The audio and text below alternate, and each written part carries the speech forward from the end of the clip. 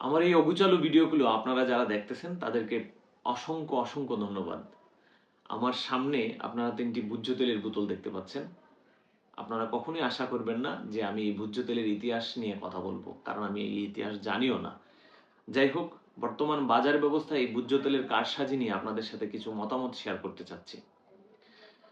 আমরা সব ধরনের শাসন ব্যবস্থার মধ্যে দিয়ে আজকের এই বাংলাদেশে অন্তর্বর্তীকালীন সরকার এর শাসন ব্যবস্থা দেখছি। তার আগে আমরা ব্রিটিশ উপনিবেশিক শাসন দেখেছি বা ইতিহাস পড়েছি, পাকিস্তানি শাসনের ইতিহাস পড়েছি, স্বৈরাচারী শাসনের ইতিহাস পড়েছি, নির্বাচিত সরকারের শাসন ব্যবস্থা দেখেছি, তত্ত্বাবধায়ক সরকারের শাসন ব্যবস্থা দেখেছি, আর বর্তমানে অন্তর্বর্তীকালীন সরকার শাসন ব্যবস্থা দেখছি।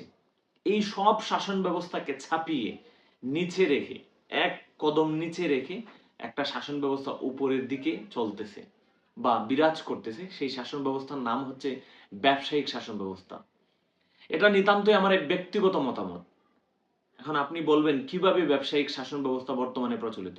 তার একটা ক্ষুদ্র ধারণা আমার যতটুকু মনে আসছে সেটা আপনাদের সাথে শেয়ার করতে যাচ্ছি।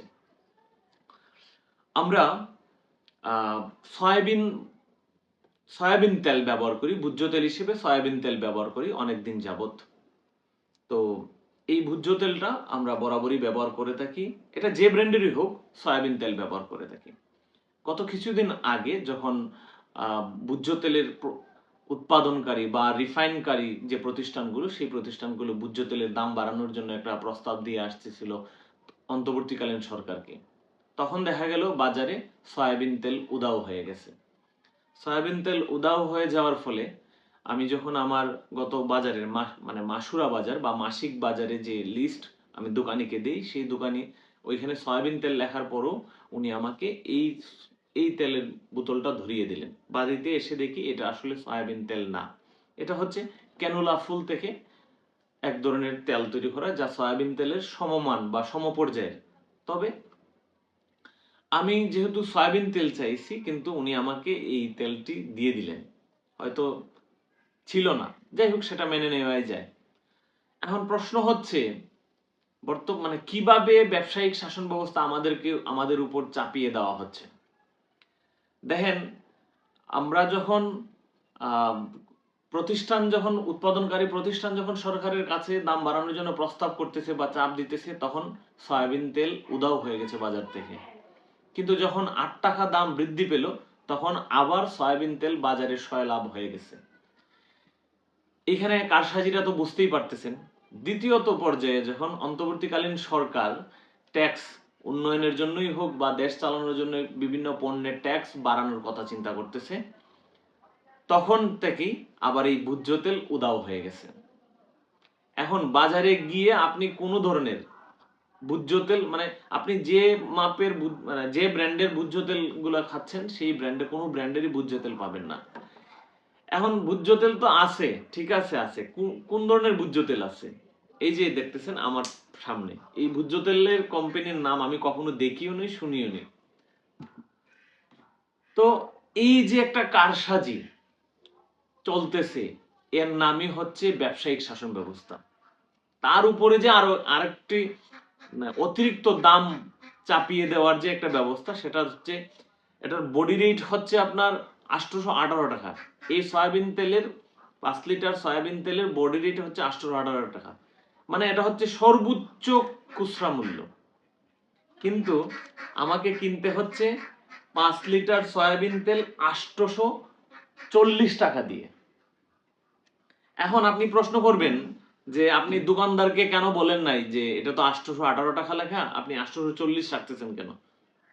আমি বলতেই পারতাম বা বলতেই পারি, কিন্তু উনি আমাকে এই দামে দিবে না। কারণ হচ্ছে কি, উনার সমমানের যত সব ব্যবসায়ী, আমি যে জায়গা থেকে কিনে নিয়ে আসছি, ওনার সমমানের যত সব ব্যবসায়ী আছেন, সবাই এইভাবে বিক্রি করতেছে। আমি যদি ওনার সাথে আইনি প্রক্রিয়ায় যাই বা অন্য কোনো প্রক্রিয়ায় যাই, ওনার হয়তো সাজা হবে বা ওনার হয়তো একটা জরিমানা হতে পারে, কিন্তু পুরো ব্যবসায়িক সমাজ ব্যবস্থাটাকে আমি আদতে পরিবর্তন করতে পারবো না। কারণ হচ্ছে ওনারা সবসময় এই সুযোগের সন্ধানে থাকেন। তো আমার কথাগুলো এলোমেলো হচ্ছে, হয়তো বা আমি আপনাদেরকে বোঝাতে পারছি না। আমার যে বিষয়টা সেটা হচ্ছে 818 টাকা বডি রেট থাকার পরও 840 টাকা দিয়ে একটা বেনামি ব্র্যান্ডের সয়াবিন তেল আমাকে ব্যবহার করতে হচ্ছে। তার একমাত্র কারণ হচ্ছে সরকার, অন্তর্বর্তীকালীন সরকার কিছু কিছু পণ্যের ট্যাক্স বাড়াবে, সেই বাড়ানোর অপেক্ষায় ওনারা আসলে ঠিক কি পরিমাণ দাম হতে পারে তার উপর নির্ভর করে ওই প্রোডাক্টগুলো বাজারে ছাড়বে এবং অতিরিক্ত মুনাফা আমাদের থেকে নিয়ে নেবে।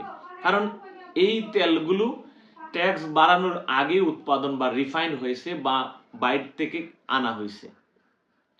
তো এই যে ব্যবস্থাটা বা এই প্রক্রিয়াটা, এই পুরো প্রক্রিয়াটাই আপনার যে সমস্ত শাসন ব্যবস্থার মধ্যে দিয়ে আমরা এই পর্যন্ত আসছি, পুরো শাসন ব্যবস্থাটাকে ছাপিয়ে তারা বাংলাদেশে রাজত্ব করছে। তো সবকিছুর পরে আমার একটাই অভিমত, যে ব্যবস্থায় আসুক না খেল লাগি, নির্বাচিত সরকারি বলেন, তত্ত্বাবধায়ক সরকারি বলেন, অন্তর্বর্তীকালীন সরকারি বলেন, কোন সরকারই এই ব্যবসায়িক শাসন ব্যবস্থাটাকে ছাপাতে পারবে না বা দমাতে পারবে না। কারণ হচ্ছে এই প্রত্যেকটা ব্যবসায়ের সাথে জড়িত একজন করে বাঙালি, আর বাঙালি মানেই হচ্ছে আপনাকে কিভাবে ঠকাবে, আপনাকে কিভাবে চুষবে। সাধারণ মানুষের কথা কেউ কেউ কেউই চিন্তা করে না।